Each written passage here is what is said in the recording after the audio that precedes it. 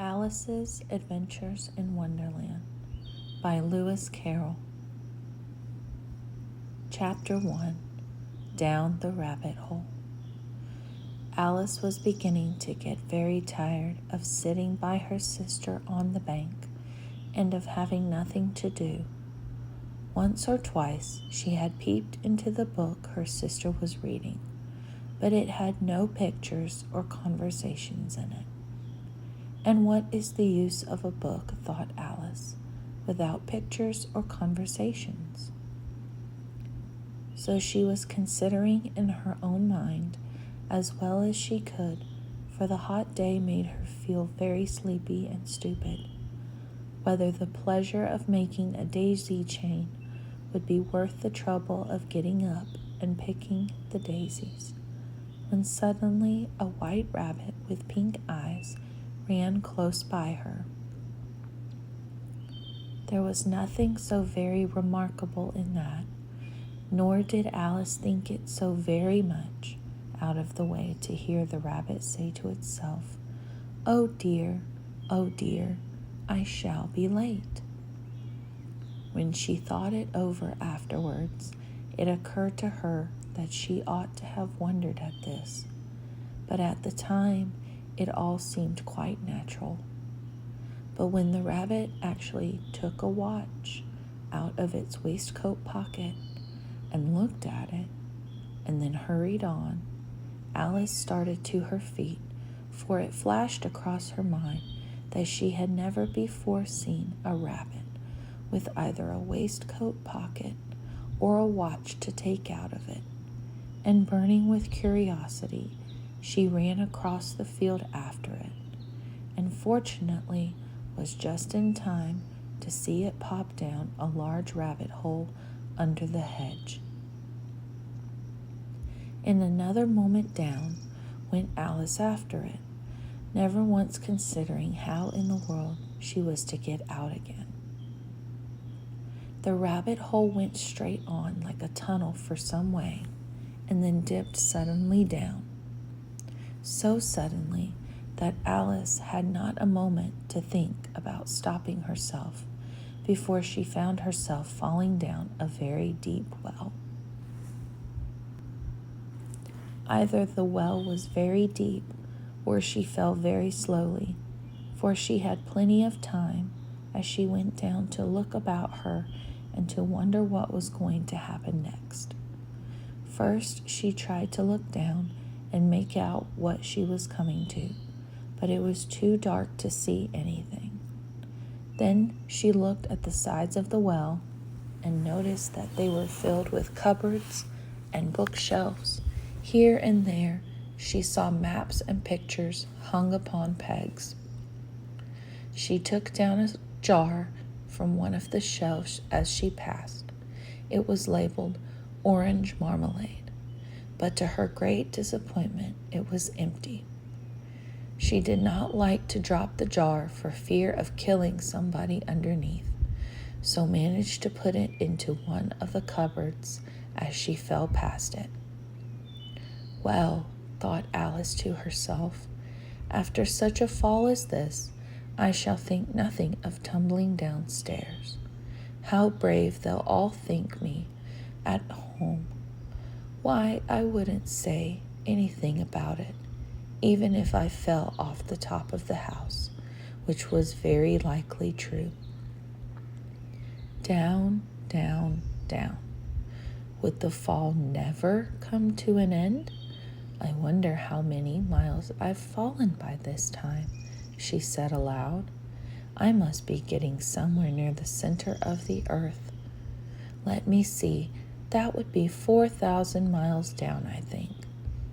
For you see, Alice had learnt several things of this sort in her lessons in the schoolroom, and though this was not a very good opportunity for showing off her knowledge, as there was no one to listen to her, still it was good practice to say it over.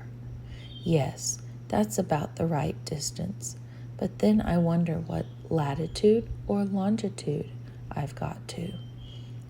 Alice had no idea what latitude was, or longitude either, but thought they were nice grand words to say. Presently she began again. I wonder if I shall fall right through the earth.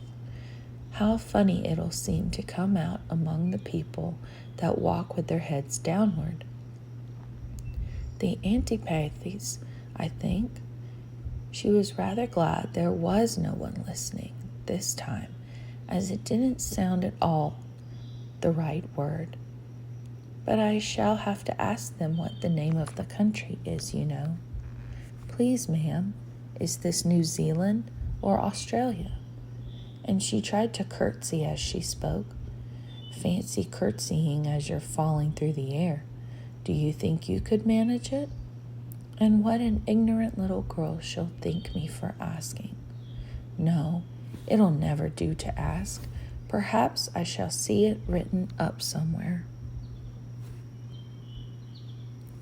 Down, down, down. There was nothing else to do, so Alice soon began talking again. Dinah'll miss me very much tonight, I should think. Dinah was the cat. I hope they'll remember her saucer of milk at tea time. Dinah, my dear, I wish you were down here with me. There are no mice in the air, I'm afraid. But you might catch a bat, and that's very like a mouse, you know. But do cats eat bats, I wonder? And here Alice began to get rather sleepy, and went on saying to herself in a dreamy sort of way, do cats eat bats? Do cats eat bats? And sometimes, do bats eat cats?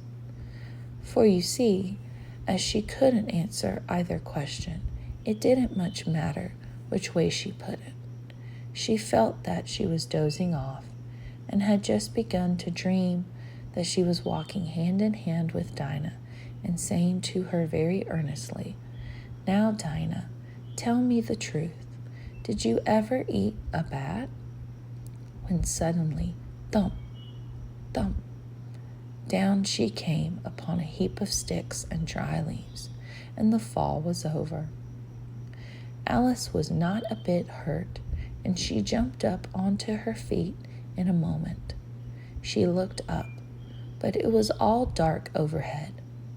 Before her was another long passage, and the white rabbit was still in sight, hurrying down it.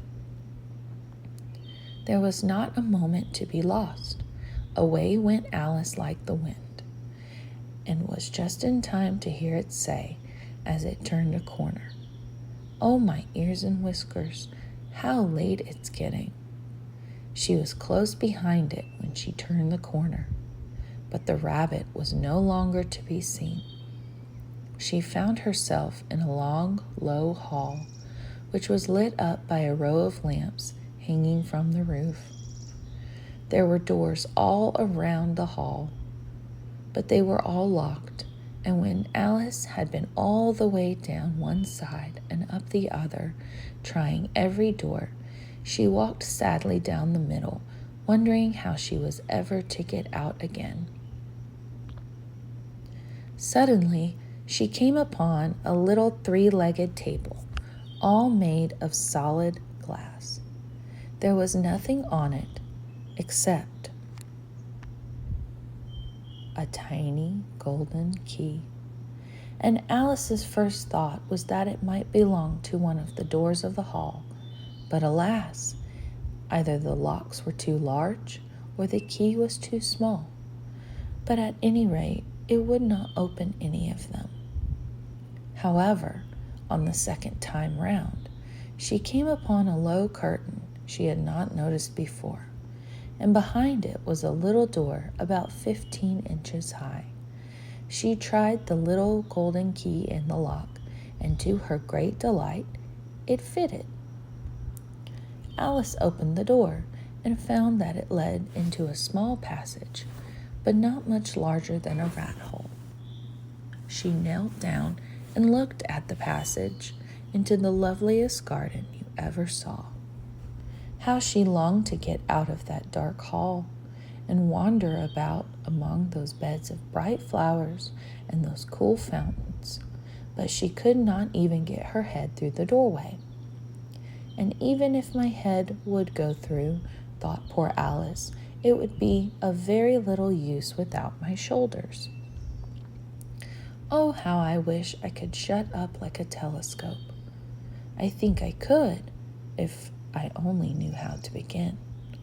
For you see, so many out-of-the-way things had happened lately that Alice had begun to think that very few things indeed were really impossible. There seemed to be no use in waiting by the little door, so she went back to the table, half hoping she might find another key on it, or at any rate, a book of rules for shutting people up like telescopes. This time, she found a little bottle on it, which certainly was not here before, said Alice, and round the neck of the bottle was a paper label with the words, "Drink me," beautifully printed on it in large letters. It was all very well to say, "Drink me," but the wise little Alice was not going to do that in a hurry. "No, I'll look first," she said, "and see whether it's marked poison or not." For she had read several little nice histories about children who had got burnt and eaten up by wild beasts and other unpleasant things, all because they would not remember the simple rules their friends had taught them, such as that a red-hot poker will burn you if you hold it too long, and that if you cut your finger very deeply with a knife, it usually bleeds.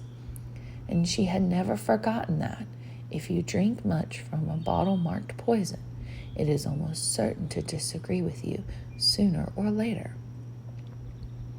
However, this bottle was not marked poison, so Alice ventured to taste it, and finding it very nice, it had in fact a sort of mixed flavor of cherry tart, custard, pineapple, roast turkey, toffee, and hot buttered toast. She very soon finished it off. "What a curious feeling," said Alice. "I must be shutting up like a telescope." And so it was indeed. She was now only 10 inches high, and her face brightened up at the thought that she was now the right size for going through the little door into that lovely garden. First, however, she waited for a few minutes to see if she was going to shrink any further. She felt a little nervous about this, for it might end, you know, said Alice to herself, in my going out altogether like a candle. I wonder what I should be like then. And she tried to fancy what the flame of a candle is like after the candle is blown out, for she could not remember ever having seen such a thing. After a while, finding that nothing more happened, she decided on going into the garden at once. But alas, for poor Alice, when she got to the door, she found she had forgotten the little golden key, and when she went back to the table for it, she found she could not possibly reach it. She could see it quite plainly through the glass, and she tried her best to climb up one of the legs of the table, but it was too slippery, and when she had tired herself out with trying, the poor little thing sat down and cried. "Come, there is no use in crying like that," said Alice to herself rather sharply. "I advise you to leave off this minute." She generally gave herself very good advice, though she very seldom followed it, and sometimes she scolded herself so severely as to bring tears into her eyes, and once she remembered trying to box her own ears for having cheated herself in a game of croquet. She was playing against herself, for this curious child was very fond of pretending to be two people. But it's no use now, thought poor Alice, to pretend to be two people. Why, there's hardly enough of me left to make one respectable person. Soon her eye fell on a little glass box that was lying under the table. She opened it and found in it a very small cake, on which the words, "Eat me," were beautifully marked in currants. "Well, I'll eat it," said Alice, "and if it makes me grow larger, I can reach the key, and if it makes me grow smaller, I can creep under the door, so either way, I'll get into the garden, and I don't care which happens." She ate a little bit and anxiously said to herself, "Which way? Which way?" holding her hand on the top of her head to feel which way it was growing, and she was quite surprised to find that she remained the same size.